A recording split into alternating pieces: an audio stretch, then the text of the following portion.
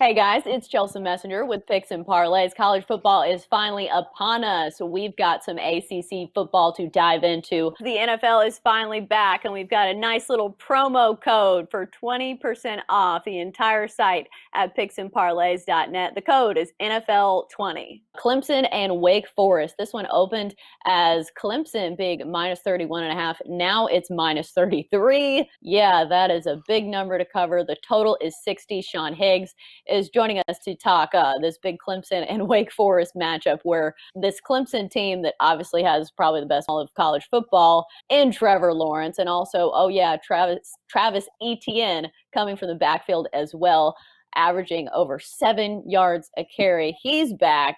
And Wake Forest, they lost their quarterback to Georgia as Jamie Noonan transferred to Georgia. So what do you got on this one? Is 33 too high of a number, or do you like a total? How about ESPN shows up on campus for game day, and you're going to have are there any fans there? No fans watching ESPN. How terrible is that? That's like Wake Forest. That's 2020 for Wake Forest there. ESPN shows up, and you're not even going to get your little sign on for Lee Corso to make fun of you.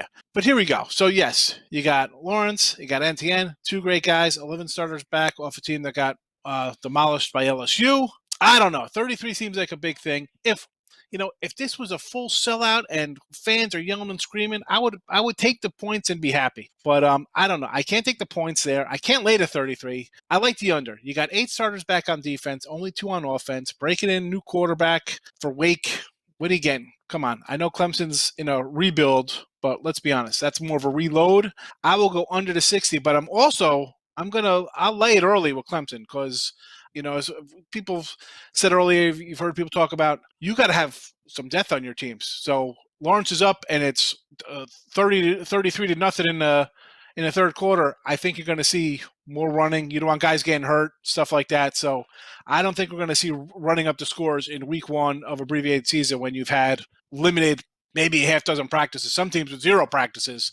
So I'll go under that 60. Fairly confident in that, very confident in that, and I really like Clemson first half. Right. First half bets are really good to look at for some of these dominant teams because, as you mentioned, sometimes they take their starters out in the second half, and then that's just terrible to watch if you're trying to cover.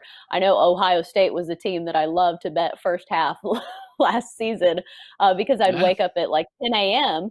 and then my bet would almost be done, and I'd have a nice little winner to start my day.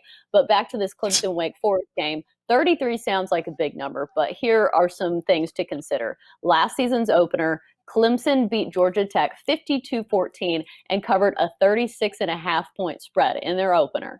And as 30-plus point favorites, Clemson 5-1 against the number last season. So when they were favored in a huge way, they actually did cover the number. And I think that's because they have such a dynamic pass offense that they can put up numbers in bunches that even if they take Trevor Lawrence out, in the fourth quarter, that they can still score a ton of points. And this is a Wake Forest team that's really decimated, especially on their offense, not only losing Jamie Newman, but also Sage Surratt, their best receiver, is not playing this season. And he was a big part of that offense. So Wake Forest is just going to be decimated.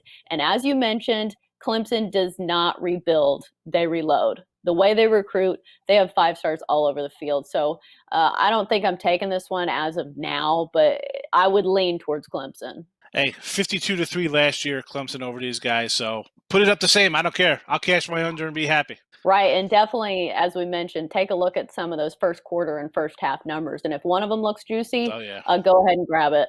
All right, well, that's going to do it for Clemson and Wake Forest talk here on Picks and Parlays. Good stuff from Sean Higgs. Sean, thanks for joining us.